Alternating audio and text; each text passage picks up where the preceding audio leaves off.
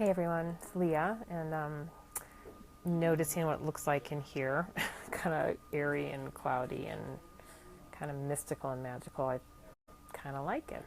So it's just the lighting of where I'm sitting today. So I'm receiving my 7th infusion at the Cancer Center here in Fort Collins. And I'm going to talk a little bit about what I'm grateful for today. So just give me an opportunity to give you a little background. Some of you know this already, that about 3.5 years ago I was diagnosed with ovarian cancer. I'm in remission. I had a prophylactic, which means preventative, double mastectomy in 2015, the summer of, to prevent breast cancer. And then this March of 2017, suspicious node was found, biopsied, and turned out to be breast cancer. So that's what I'm being treated for today and throughout the whole summer. So you might be thinking, what the hell is she talking about to be grateful towards something like this? Actually, there's a lot. In particular, the one I want to focus on right now is the fact that breast cancer showed up and it wasn't ovarian cancer.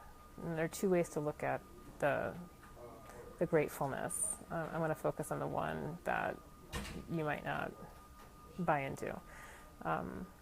So for me to get breast cancer after doing what I thought was the most I could do to reduce my risk kind of blew me away, especially living a couple years out in remission from ovarian cancer, which is notoriously known to come back.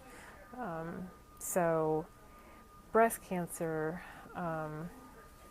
was a shocker, and the reason why I feel grateful that I had that experience of being completely surprised is that, once again, here is an opportunity to learn to not have expectations and really work hard to live in any moment, and that moment is really all you have.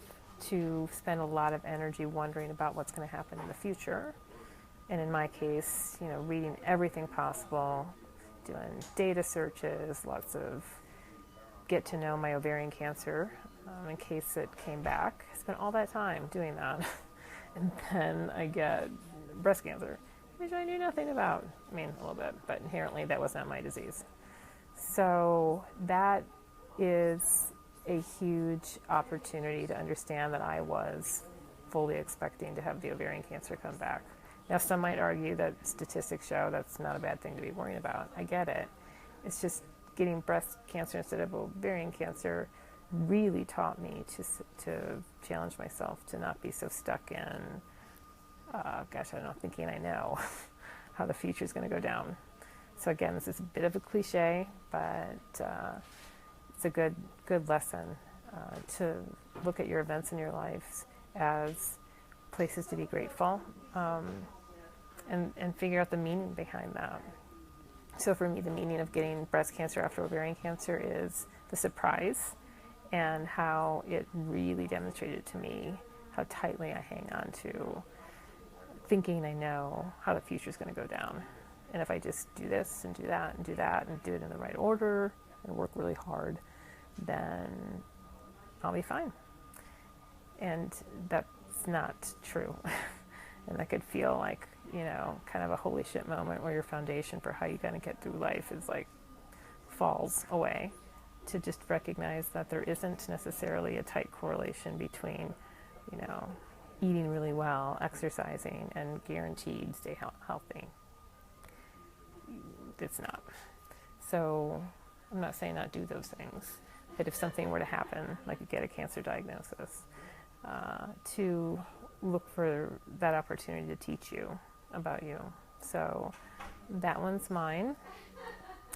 A larger gratitude towards cancer in general, which is somewhat related to not taking anything for granted because you think you did everything you could to reduce your risk, but more it's this place and time that happened, I should say over time, that you could fight really hard what the experience is, or if it's really hard for you to let go and lean in, I would recommend that's what you do.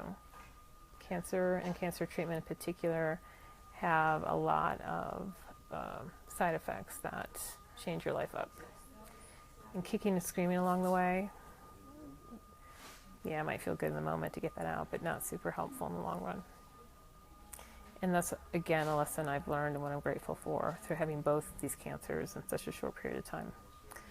Ovarian diagnosed in 2013, breast diagnosed in April, very beginning of April of this year.